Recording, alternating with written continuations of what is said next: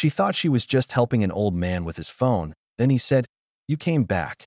Ava Martinez pressed her face against the cold window of Murphy's Cafe. Watching the October rain streak down the glass like tears she'd been holding back for months. At 26, she'd perfected the art of looking busy while feeling completely lost. Her laptop sat open to a half-finished illustration. Another children's book about happy families that would never pay enough to cover next month's rent. The cafe buzzed with the comfortable chaos of afternoon rush hour, but Ava felt utterly alone in the crowd. 3 months. That's how long it had been since her mother's funeral, since the last person who truly knew her had slipped away, taking all their shared memories and half-finished conversations with her. She stirred her third cup of coffee, now cold and bitter, when she heard it. A frustrated grunt from the corner table, followed by a string of whispered curses that would have made her late mother blush. An elderly man sat hunched over a smartphone, his weathered fingers poking at the screen with the determination of someone trying to defuse a bomb. His silver hair was disheveled, his flannel shirt wrinkled, and there was something achingly familiar about the way he held his shoulders, like he was carrying the weight of the world. Ava's mother had always been a helper. "Kindness costs nothing, Mija," she used to say, "but it's worth everything." Without thinking, Ava closed her laptop and walked over. "Excuse me," she said softly, not wanting to startle him. "Are you having trouble with your phone?" The man looked up, and Ava's breath caught. His eyes were the deepest blue she'd ever seen, like storm clouds over the ocean. But they were filled with tears of frustration and something else, something that looked like hope dying a slow death. "I'm trying to send a message to someone important," he said, his voice rough with emotion. "But this damn thing keeps eating my words." Ava smiled gently. "May I?" He hesitated, then handed over the phone with the trust of someone who had nothing left to lose. The screen was a mess of half-typed messages, auto-corrections gone wrong, and accidentally opened apps. But what caught her attention was the contact name at the top. "Eliza, if you ever come back." Her heart skipped. Eliza was her mother's name. "What were you trying to say?" Ava asked, her voice steadier than she felt. The man's eyes filled again. "Today's the anniversary. 47 years since I lost her.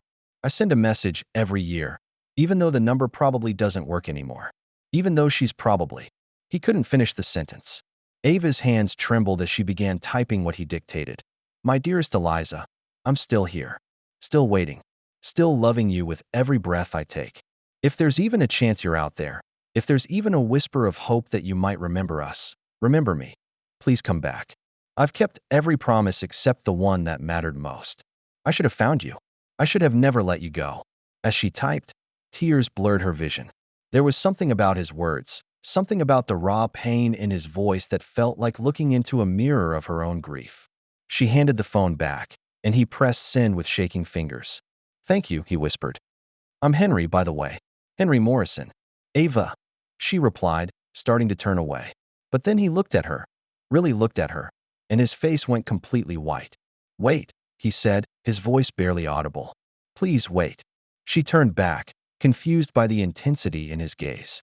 Henry's hands were shaking as he scrolled through his phone, his breathing becoming rapid and shallow. "I know this sounds crazy," he said, "but what did you say your name was?" "Ava. Ava Martinez." "Martinez." He repeated the name like a prayer. "What was your mother's name?" The question hit her like a physical blow. She'd been asked about her mother countless times since the funeral, by neighbors offering casseroles, by bill collectors who didn't know she'd died, by well-meaning friends who wanted to share memories. But something about the way Henry asked made her skin crawl with anticipation. "Eliza," she whispered. Her name was Eliza. The phone slipped from Henry's hands and clattered to the floor.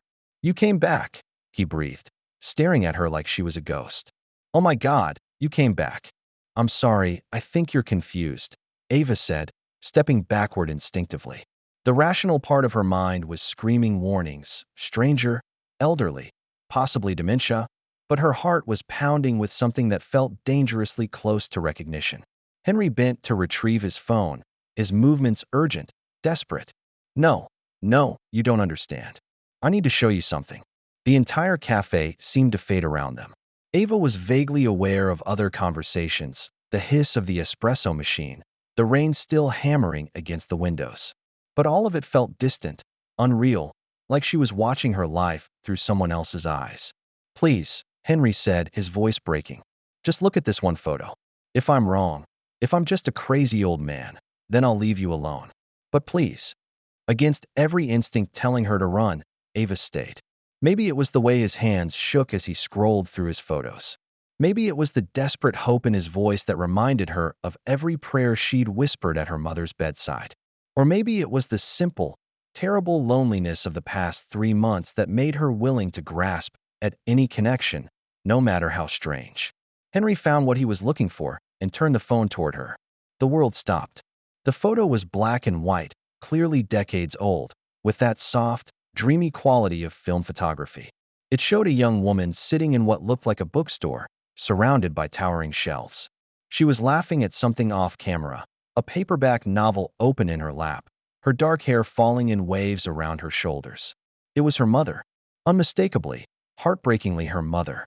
But not the mother Ava had known. Not the tired single parent who worked double shifts at the diner. Not the woman who'd grown thin and pale during her final battle with cancer. This was her mother, young and radiant and alive in a way Ava had never seen her. This is impossible, Ava breathed, sinking into the chair across from Henry. Where did you get this? I took it, he said simply. Summer of 1978. We were in this little bookstore in Greenwich Village. She'd just discovered Garcia Marquez and was trying to explain magical realism to me while I pretended to understand. His voice was thick with memory. She had this way of getting completely lost in books. She'd forget where she was, forget I was even there. I used to love watching her read. Ava's mind reeled. Her mother had never mentioned New York, had never talked about her life before Ava was born, before they'd moved to this small Colorado town when Ava was barely walking. The few times Ava had asked about her past, her mother had grown quiet and changed the subject. You knew my mother, Ava said. It wasn't a question. I loved your mother, Henry corrected, and the weight of those words settled between them like a stone dropped into still water. I loved her more than I knew it was possible to love another human being. He scrolled to another photo, this one showing the same young woman, clearly Eliza, with her arms wrapped around a man with dark hair and kind eyes. They were both laughing, faces pressed together, looking at each other like they shared the secret to happiness. The man was Henry, 47 years younger. We met at a poetry reading in the village, he continued, his voice distant with memory. I was this struggling musician, playing coffee shops and dive bars for tips and dreams. She was a poet, brilliant and fierce and so full of life, it was like standing next to the sun. Ava studied the photos, her heart hammering against her ribs. The young woman in these pictures looked nothing like the reserved, cautious mother she'd known. This Eliza was vibrant, confident, radiating joy. What happened? She asked, though part of her wasn't sure she wanted to know. Henry's face crumpled. She disappeared. July 15th, 1978. We had plans to meet at Grand Central Station. We were going to take a train to Montreal, then fly to Paris. I'd saved enough money for 2 tickets, and she'd been learning French from library books. He paused, his voice breaking. I waited there for 6 hours. She never came. The pain in his voice was so raw, so immediate, that Ava felt tears spring to her own eyes. She'd never heard anyone speak about her mother with such devastating love. Did you look for her? For years, he said. I hired private investigators, posted ads in newspapers across the country, called every Martinez family in every phone book I could find. But it was like she'd vanished into thin air. He looked up at Ava, and she saw decades of unanswered questions in his eyes. I never stopped loving her. I never stopped hoping she'd come back. Ava's hand went instinctively to her throat, to the delicate silver chain she wore every day. It was the one piece of jewelry her mother had never taken off, the one thing she'd insisted Ava have after she died. Henry's eyes followed the movement, and he went completely still. Where did you get that necklace? He whispered. Ava's fingers closed protectively around the pendant, a small silver compass with a tiny inscription she'd never been able to make out. It was my mother's. She called it her secret Paris. Henry made a sound like he'd been punched. May I see it? With trembling fingers, Ava lifted the chain over her head and handed it to him. Henry held it up to the light, and she saw tears streaming down his cheeks. Pour toujours, H, he read aloud. Forever, H. You gave this to her, Ava said. It wasn't a question. The day before she left, he confirmed. I'd been carrying it for weeks, waiting for the right moment. I wanted her to have something to remember me by in Paris, something to remind her that wherever we went, whatever happened, I would love her forever. The cafe around them had grown quiet, as if the universe itself was holding its breath for what came next. Henry, Ava said slowly, her voice barely audible. When exactly did my mother disappear? July 15th, 1978. And when were you supposed to leave for Paris? July 16th. His eyes met hers, and she saw him doing the same terrible math she was doing. I was born April 18th, 1979, she whispered. The silence stretched between them like a chasm opening in the earth. Oh God, Henry breathed. Oh my God. Ava ran from the cafe like her life depended on it. She didn't remember saying goodbye to Henry, didn't remember gathering her things or stumbling out into the rain. She only remembered the look in his eyes when the dates aligned, when the impossible became possible, when her entire life shifted on its axis. Her apartment felt different when she burst through the door, soaking wet and shaking. The familiar space, her easel by the window, her mother's books still stacked on every surface, the photo of them together at Ava's college graduation. All of it looked like props in someone else's life. She stood there, dripping rainwater onto the hardwood floor, and let the truth wash over her. Henry Morrison might be her father. The man she'd just met, the stranger with the broken phone and the 47-year-old broken heart, might be the father her mother had never talked about, never mentioned, never even hinted at. But that would mean her mother had lied to her. For 26 years. No, Ava said aloud, her voice echoing in the empty apartment. No, there has to be another explanation. She'd been through her mother's things after the funeral, sorting clothes for donation, organizing papers, trying to make sense of a lifetime of accumulated memories. She would have found something. A letter, a photo, some evidence of this great love story Henry described. Wouldn't she? Ava grabbed a towel and dried her hair with shaking hands, trying to think rationally. Her mother had been a private person, yes, but not secretive. Not to this extent. If she'd had a relationship serious enough to consider running away to Paris, if there had been a man she'd loved enough to wear his necklace every day for nearly 50 years, Ava would have known. But even as she told herself this, memories began surfacing. Little things she'd never questioned before. The way her mother sometimes stared out the window with a wistful expression, especially in July. The French phrases she'd mutter while cooking, claiming she'd learned them from cooking shows. The stack of travel books about Paris hidden behind the cookbooks. Ava had assumed they were just dreams, the kind of fantasies everyone had about far-off places. And the necklace, always the necklace, never removed, never explained beyond those two cryptic words, secret Paris. Ava sank onto her couch and buried her face in her hands. She could still feel Henry's devastation when he'd read the inscription aloud. The raw pain in his voice when he'd described waiting at Grand Central Station. The way he'd looked at her when he'd realized the timeline. Like he was seeing a ghost. Like he was seeing his daughter. I need proof, she whispered to the empty room. Ava had packed most of her mother's belongings into boxes that now sat stacked in her bedroom closet. She'd been putting off going through them, telling herself she'd deal with them when she was ready. When the grief wasn't so sharp, so immediate. But now urgency drove her forward. She pulled down the first box, clothes mostly, items that still smelled faintly of her mother's lavender perfume. The second box held kitchen items, recipe cards written in Spanish and English, the worn wooden spoon her mother had used to make everything from mole to mac and cheese. The third box was heavier. Books, mostly, poetry collections, novels with cracked spines and margin notes in her mother's careful handwriting. Ava had always loved watching her mother read. The way she'd get completely absorbed, the little sounds of approval or disagreement she'd make. At the bottom of the box, wrapped in an old silk scarf, Ava found something she'd never seen before. Journals. 7 of them, bound in soft leather, each one filled with her mother's handwriting. Ava's hands trembled as she opened the first one. The date on the front page made her gasp, June 1978. I met someone today, the first entry began. A musician with eyes like the ocean and hands that make magic when he plays guitar. His name is Henry, and when he smiled at me across that crowded coffee shop, I felt like I'd been waiting my whole life to see that smile. Ava's vision blurred. She flipped through pages filled with her mother's flowing script, each entry more passionate than the last. Henry played for me tonight. Just the two of us in his tiny apartment, rain pattering against the windows while he sang songs he wrote just for me. I've never felt so alive, so seen, so completely myself with another person. We talked until sunrise about everything: poetry and music and dreams, and the way the light changes in Paris during different seasons. He wants to take me there.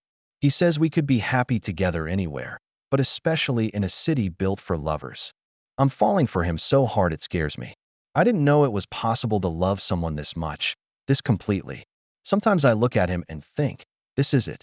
This is the person I'm meant to spend my life with. Entry after entry revealed a love story Ava had never imagined.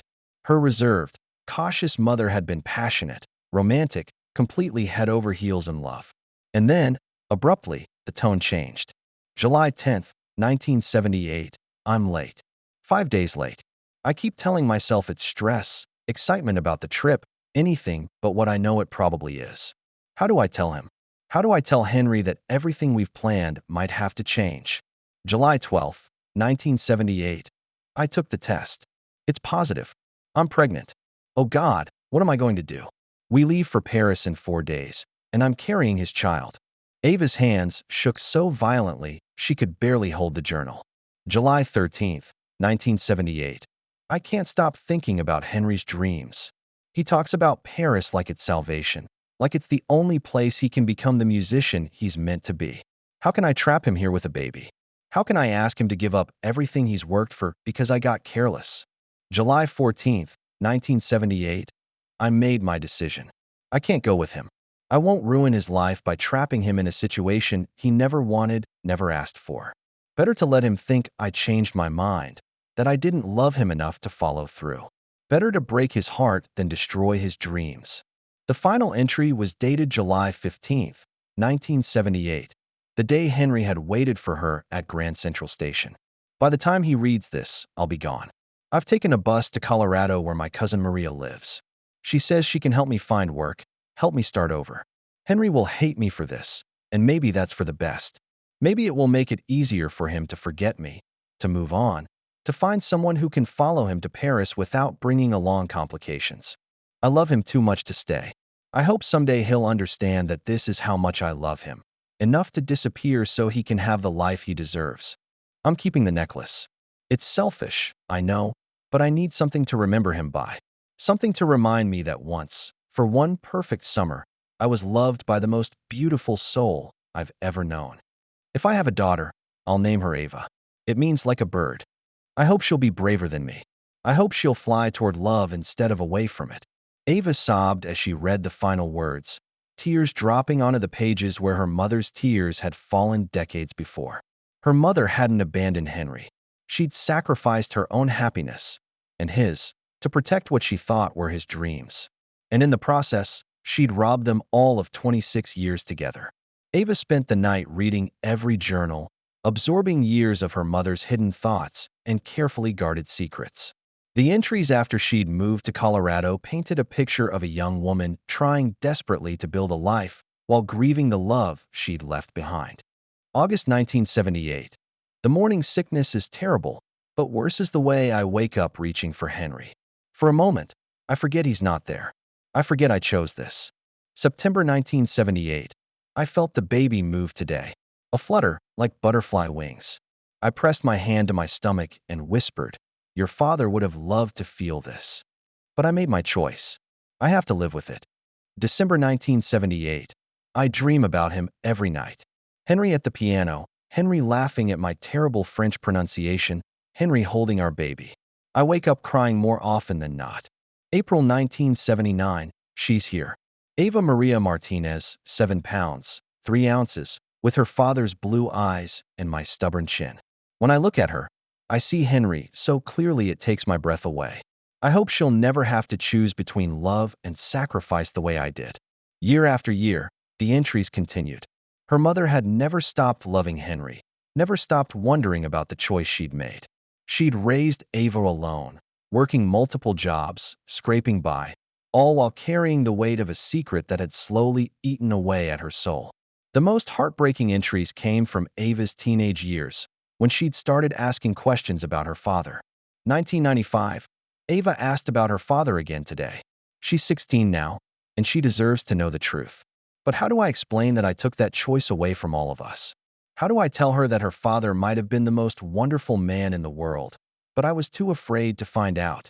1997. I drove by Grand Central Station today while visiting New York for that freelance job. I don't know what I was hoping for. That Henry would still be there waiting? That I'd see him by some miracle and find the courage to explain? But the station was full of strangers, and I realized how completely I destroyed any chance we might have had. 2000. Ava graduated today. She looked so beautiful in her cap and gown, and all I could think about was how proud Henry would have been. She's becoming a teacher, like she always dreamed. She has his gentle way with people, his instinct for kindness. I see him in her every day. As the years progressed, the entries grew shorter, sadder. Her mother had grown more isolated, more convinced that she'd made an unforgivable mistake. The weight of her secret had become a burden that colored everything. 2010. Ava brought home another boyfriend today. Nice enough boy, but she keeps choosing men who won't commit, men who keep their distance. I wonder if she learned that from watching me. I wonder if my inability to let anyone close has damaged her chances at real love. 2015. Found out today that I'm sick. The doctor used words like aggressive and late stage, but all I could think was, I'm going to die without ever telling Ava the truth. I'm going to leave her alone in the world, and she'll never know she has a father who might still be out there, still loving the memory of us. 2018. I tried to find Henry online today. Social media, Google, everything I could think of. There are too many Henry Morrisons, and I don't know enough about his life after I left to narrow it down. What if he moved? What if he got married? What if he's forgotten all about that summer when we thought we could conquer the world together? The final entry was dated just 3 months before her mother's death. 2024. I'm running out of time. Ava sits by my hospital bed and holds my hand, and I want so desperately to tell her everything. About Henry, about Paris, about the choice I made that changed all our lives. But I'm a coward. I've been a coward for 46 years, and I don't know how to stop now. If there's an afterlife, maybe I'll have the courage there that I couldn't find here. Maybe I'll be able to watch over both of them, my daughter and the love I left behind, and find some way to bring them together. I hope Ava can forgive me someday for all the truths I couldn't speak.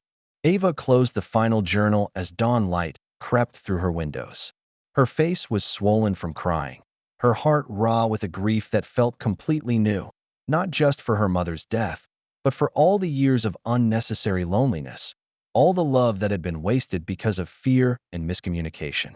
But there was something else, something nagging at her. Her mother had mentioned trying to find Henry online, but she'd also written about being unable to reach him, about calls that went unanswered and letters returned. Letters? Ava grabbed the first box again and dug deeper, pushing aside photo albums and keepsakes. At the very bottom, wrapped in tissue paper, she found what she was looking for: a shoebox secured with a faded ribbon. Inside were dozens of letters, all addressed to Henry Morrison at various addresses in New York. Some were marked "Return to Sender." Others were simply unopened, as if her mother had lost her nerve before mailing them. Ava's hands shook as she opened the most recent one, dated just 6 months before her mother's death. My dearest Henry, I don't know if you'll ever read this. I've written you so many letters over the years that I've never had the courage to send. But I'm dying now, and cowardice seems like a luxury I can no longer afford. I need you to know that leaving you wasn't about not loving you. It was about loving you too much to burden you with a responsibility you hadn't chosen. I was pregnant, Henry. When I disappeared from Grand Central Station that day, I was carrying your child. I told myself I was protecting your dreams, giving you the freedom to become the musician you were meant to be. But I see now that I took your choice away. I robbed you of the chance to be a father, robbed our daughter of the chance to know the most beautiful soul I've ever encountered. Her name is Ava. She's 25 now, and she's everything wonderful about both of us. She has your kindness, your way of seeing the best in people. She's an artist, like we both were, and when she smiles, I see the boy who used to play guitar for me in that tiny apartment while the rain fell. I don't expect forgiveness. What I did was unforgivable, But if there's any part of you that still remembers that summer, still remembers how we used to dream about growing old together, please know that those dreams never died for me. I've loved you every day for 46 years. You were the great love of my life, and leaving you was the greatest mistake I ever made. Find her, Henry. Find our daughter. She's going to need someone when I'm gone, and she deserves to know that she was conceived in love, that her father would have wanted her if he'd been given the choice. Tell her about Paris. Tell her about our dreams. Tell her about the summer when we thought we could live on love and music and poetry. All my love always. Eliza. P.S. I still have the necklace. I've worn it every day since you gave it to me. When I'm gone, she'll have it, and maybe someday you'll see it around her neck and know that part of us survived. Ava pressed the letter to her chest and wept for all of them, for her mother's decades of unnecessary guilt, for Henry's 47 years of unanswered questions, and for herself, growing up without a father who had never known she existed. But underneath the grief was something else, a fierce, burning need to fix this, to heal the wounds that fear and miscommunication had created. Her mother was gone, and they couldn't get back the lost years. But Henry was alive. He was sitting in that cafe every day, sending messages to a phone number that would never respond, waiting for a love that had never stopped loving him back. And Ava was the bridge between them, the living proof that their love had created something beautiful, something lasting. She looked at the clock. 7 a.m. The cafe wouldn't open for another hour. But she couldn't wait any longer. Murphy's Cafe was still closed when Ava arrived, her mother's letter clutched in her trembling hands. She stood outside in the early morning light, watching through the windows as the staff prepared for another day. Her reflection stared back at her. Wild hair, red-rimmed eyes, a face that looked like it had aged years in a single night. She didn't have Henry's number, didn't know where he lived, but something told her he'd be back, that a man who had waited 47 years wouldn't give up after one miraculous encounter. So she waited. The cafe opened at 8, and by 8:30, the morning regulars had claimed their usual spots. Ava bought a coffee she couldn't taste and positioned herself at yesterday's table, watching the door with an intensity that probably made her look slightly unhinged. At 9:15, Henry walked in. He looked like he hadn't slept either. His clothes were the same as yesterday, his hair more disheveled, his eyes red-rimmed and hollow. He moved like someone walking through a dream or a nightmare. When he saw her, he stopped so abruptly that the woman behind him nearly crashed into his back. "Ava," he breathed. She stood on unsteady legs. "We need to talk." They found the same corner table, and for a long moment, they just stared at each other. Yesterday's revelation hung between them like a live wire, dangerous, electric, impossible to ignore. "I didn't sleep," Henry said finally. "Neither did I." Ava placed the letter on the table between them. "I found this, among my mother's things. She wrote it 6 months before she died." Henry's eyes fixed on the envelope like it might explode. "Is it the explanation you've been waiting for?" Ava's voice was steady, but her hands shook as she pushed the letter toward him. "She never stopped loving you, Henry. She left because she thought she was protecting you." With movements that seemed to cause him physical pain, Henry picked up the letter and read. Ava watched his face go through a dozen different expressions: confusion, understanding, devastation, rage, and finally, something that looked like relief. When he finished, he set the letter down carefully, as if it were made of glass. "She was pregnant," he whispered. "She was 19 and terrified and convinced that a baby would destroy your dreams." "My dreams." Henry's voice cracked. "My only dream was her. Everything else, the music, Paris, all of it, was just set dressing. She was the dream." Tears ran freely down both their faces now. "She knew that," Ava said softly. "By the end, she knew. But it was too late then. She'd spent so many years believing she'd done the right thing that she couldn't figure out how to fix it." Henry looked at her with eyes that held 47 years of questions. "You're my daughter." It wasn't a question, but Ava nodded anyway. "I'm your daughter." The words hung in the air between them, fragile and enormous. "I have a daughter," Henry said, as if testing how the words felt in his mouth. "I've had a daughter for 26 years, and I never knew." "She was going to tell you," Ava said quickly, desperate to ease the pain she saw in his face. "That letter, she wrote dozens of them over the years. She could never find the courage to send them." 47 years, Henry whispered. 47 years I've been wondering what I did wrong, what I could have said differently, how I could have made her stay. You didn't do anything wrong. I should have looked harder. Should have. You did look, Ava interrupted. She wrote about trying to avoid you, about changing her name, about making sure you couldn't find her. She was very good at disappearing. Henry was quiet for a long time, staring at the letter. When he spoke again, his voice was barely audible. What was she like? As a mother? The question hit Ava like a physical blow. All her anger at her mother's deception, all her grief over the lies and lost years, suddenly seemed insignificant compared to the raw need in Henry's voice. She was wonderful, Ava said, and meant it. Devoted and fierce and endlessly patient. She worked 3 jobs to put me through college, never complained, never made me feel like I was a burden. She taught me Spanish and how to cook and how to stand up for people who couldn't stand up for themselves. She always had that, Henry said with a sad smile. That instinct to protect people. She protected me my whole life. Even when I didn't want to be protected. Ava paused, remembering. She never dated. Never brought men around. I used to think she was just cautious, but now. She was still wearing my necklace. Every single day, even in the hospital at the end, when everything else had been taken away. They sat in silence, absorbing the magnitude of what they'd lost and found. I don't know how to do this, Henry finally admitted. I don't know how to be a father to a grown woman I've never met. I don't know how to do it either, Ava replied.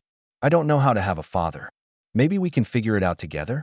Ava looked at this man, this stranger who shared her eyes, who had loved her mother with a devotion that lasted half a century, who had created her in a moment of perfect happiness she'd never known existed. I'd like that, she whispered. Henry reached across the table and took her hand, gently, tentatively, as if she might disappear if he held too tightly. Tell me about her, he said. Tell me everything. And so Ava did. She told him about her mother's laugh, which could fill an entire room. About the way she hummed while cooking, always off-key, but always happy. About her fierce pride in Ava's accomplishments and her stubborn insistence on independence even when it would have been easier to ask for help. She told him about the books that lined every surface of their apartment, the way her mother would get completely lost in poetry, reading passages aloud in both English and Spanish. About her terrible attempts at French, which now made perfect sense. About the travel books hidden behind the cookbooks, and the way she'd sometimes stare out the window in July with a look of infinite sadness. In return, Henry told her about the woman he'd fallen in love with. About Eliza's passion for words, the way she'd recite poetry while they walked through Central Park. About her dreams of writing the great American novel and her fierce belief that art could change the world. She had this way of listening, he said, his voice thick with memory. Like whatever you were saying was the most important thing she'd ever heard. I used to write songs just to see that look on her face when I played them for her. She still had that, Ava said softly. That way of making you feel like you mattered. I kept writing songs about her, Henry admitted. For years and years, even when I thought she was gone forever. Every melody was a letter I couldn't send. Every lyric was something I wished I could tell her. You're still a musician? Henry's smile was sad and self-deprecating. I teach high school music now. Not exactly the grand artistic career we dreamed about, but I've helped a lot of kids find their voices over the years. Maybe that matters too. It does, Ava said fiercely. It absolutely does. They talked until the lunch crowd began filtering in, sharing 26 years of memories across a small cafe table. Henry showed her more photos from that golden summer. Eliza at a concert in the park, both of them laughing as they got caught in a sudden rainstorm. Henry playing guitar while she wrote in a notebook by candlelight. I want to show you something, Henry said suddenly. He pulled out his phone again, but this time he opened a voice recording app. I've been sending her voice messages too. Every year on July 15th. I know it's crazy, but… He pressed play, and his voice filled the small space between them. Younger, more hopeful, recorded exactly 1 year ago. Hi, Eliza. It's me. It's July 15th again, and I'm sitting in Grand Central Station like I do every year. I know you're not coming. I know you probably never even get these messages. But I need to say the words anyway. Need to send them out into the universe on the chance that somehow, somewhere, you might hear them. His recorded voice broke slightly. I forgive you. For whatever happened, whatever made you leave, I forgive you. I just want you to know that. And I want you to know that if there's any part of you that still remembers us, still remembers that summer when we thought we could live forever on nothing but love and dreams, you can come back. It's not too late. It will never be too late. The recording ended, and the silence that followed felt sacred. She heard them. Ava whispered, tears streaming down her face. Maybe not the actual messages, but she heard you. In her heart, she heard every word. I have to ask, Henry said, his voice careful. About her final days. Was she happy? The question pierced Ava's heart, because she knew the honest answer would hurt them both. She was proud, Ava said finally. Proud of me, proud of the life she'd built. But happy? Really happy? She shook her head. I think she carried the weight of this secret every day. I think it colored everything, made it impossible for her to let anyone else in. Including you. Including me. She loved me fiercely, but there was always a part of her that felt unreachable. Now I understand why. Henry was quiet for a long time, processing. I would have wanted you, he said suddenly, urgently. If she'd told me about the pregnancy, if she'd given me the choice, I would have wanted you more than Paris, more than music, more than anything. I know, Ava said, and realized she meant it. Looking at this man who had spent nearly 50 years loving the memory of a woman he'd lost, who had never stopped hoping she might return, she could see the kind of father he would have been. Devoted, present, endlessly loving. We can't get back the lost time, Henry continued. But we have now. We have whatever comes next. What does come next? Henry reached across the table and took her hands, properly this time, like a father comforting his child. I don't know, he admitted, but I'd like to learn about who you are now. I'd like to hear about your art, your dreams, your life. I'd like to tell you stories about your mother that maybe she never told you herself. And maybe we can build something new together. Not a replacement for what we lost, but something beautiful in its own right. I'd like that too, Ava said. But I have one condition. Anything. No more waiting at Grand Central Station. No more messages to a phone that will never answer. Her voice was gentle but firm. She's gone, Henry. But I'm here. And I need you to be here too. Not lost in the past, but present for whatever we're building together. Henry's eyes filled with tears, but he nodded. You're right. It's time to stop waiting for her to come back and start getting to know the piece of her that's still here. The piece of both of you. The best piece, he agreed. As they prepared to leave the cafe, Henry hesitated. There's something else, he said. Something I've been carrying around for 47 years, waiting for the chance to give it to her. He reached into his jacket pocket and pulled out a small, worn box. I bought this 2 days before she disappeared, he said, his voice barely audible. I was going to propose to her in Paris, at the top of the Eiffel Tower, like some ridiculous romantic cliché. Ava's breath caught as he opened the box, revealing a simple but beautiful vintage engagement ring, a small diamond surrounded by tiny sapphires that caught the afternoon light. I can't give it to her now, Henry said. But maybe you could have it, as a reminder that you were wanted, that you were planned for, that you were going to be part of something beautiful. Ava stared at the ring, the engagement ring her parents were never able to share, the symbol of a future that had been derailed by fear and miscommunication. Are you sure? I've been carrying it around for 47 years, Henry said with a watery smile. It's about time it found its way to someone who can actually wear it. With trembling fingers, Ava took the box. The ring was beautiful, timeless, exactly the kind of thing her mother would have loved. Thank you, she whispered. Thank you for finding me, Henry replied. Thank you for being brave enough to stay when I told you that impossible story yesterday. Thank you for sending those messages, Ava said. For never giving up hope that love could find a way. They left the cafe together, father and daughter, walking out into a world that looked completely different than it had 24 hours before. 3 months later, the bookstore smelled exactly like the one in Henry's old photographs. Paper and coffee, and the indefinable scent of stories waiting to be discovered. Ava ran her fingers along the spine of a Garcia Marquez novel and smiled, thinking of her mother getting lost in magical realism while a young man with ocean blue eyes watched her fall in love with words. Find anything interesting? Henry asked, approaching with 2 cups of tea and that soft smile that was becoming wonderfully familiar. Just remembering, Ava said, accepting the warm cup gratefully. You said she used to forget you were there when she read. Completely gone to the world, Henry confirmed. settling into the chair beside her. But I didn't mind. I loved watching her discover something new, watching her whole face light up when she found a passage that moved her. These Saturday afternoon visits to various bookstores around the city had become their tradition. Sometimes they'd spend hours just wandering the aisles, sharing stories about Eliza, about their separate lives, about the strange and wonderful process of learning to be family. Other times, like today, they'd find a quiet corner and Henry would pull out his guitar. Yes, he still carried one everywhere.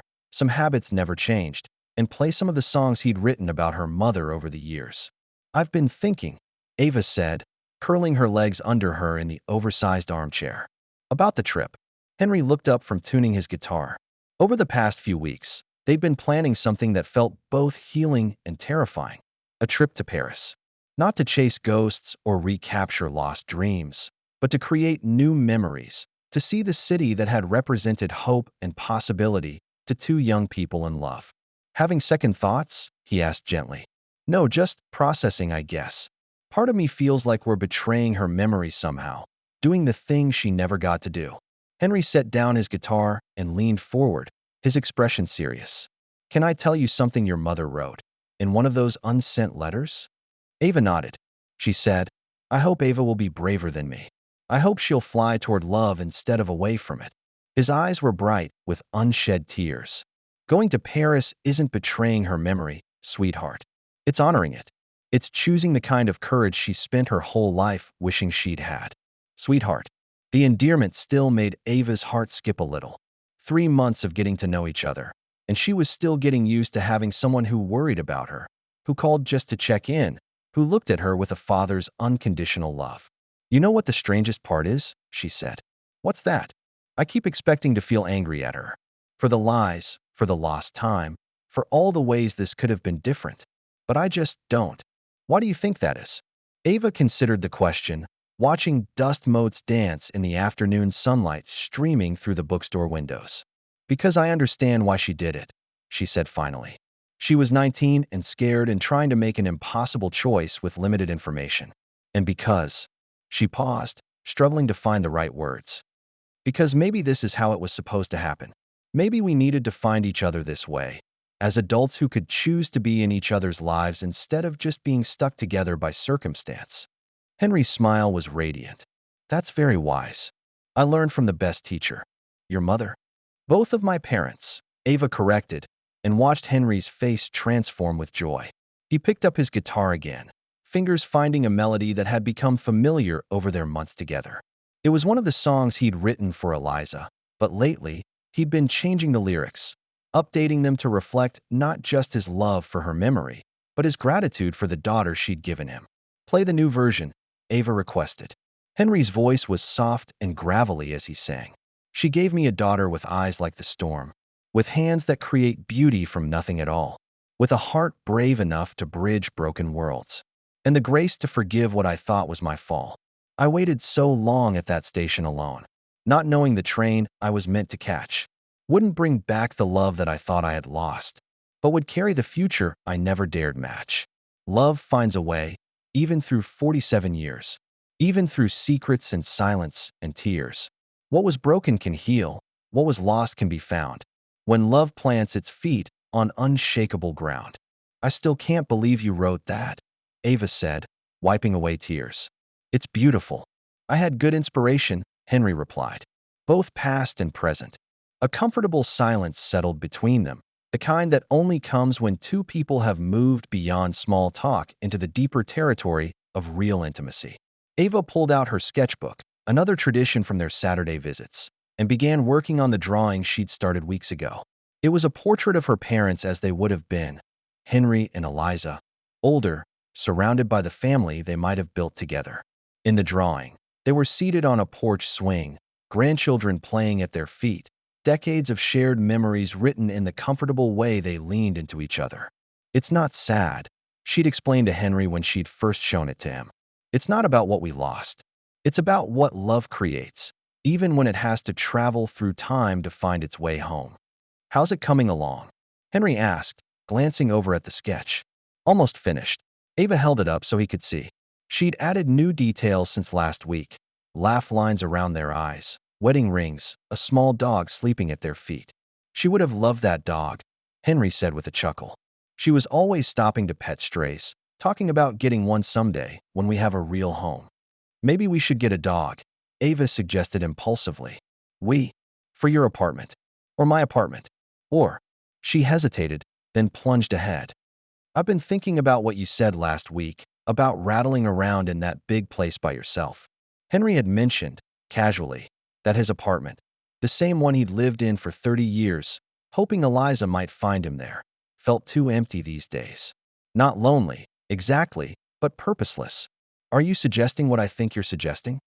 Maybe we could find a place together, Ava said, the words coming out in a rush. Nothing weird, just family living near family. I could have the studio space I've been wanting, you could have a music room, and we could take turns cooking dinner and fighting over what to watch on TV like normal people. Henry's eyes filled with tears. You'd want that. I've spent 3 months learning that I like having a father, Ava said simply. I think I'd like to make it official. Official? Ava reached into her bag and pulled out a manila folder. I saw a lawyer last week. About changing my name. Henry went very still. I'm not getting rid of Martinez, she said quickly. Mom gave me that name, and it connects me to her family, to that whole side of my heritage. But I was thinking, Ava Martinez Morrison has a nice ring to it, don't you think? Henry made a sound that was half sob, half laugh. Are you serious? Dead serious.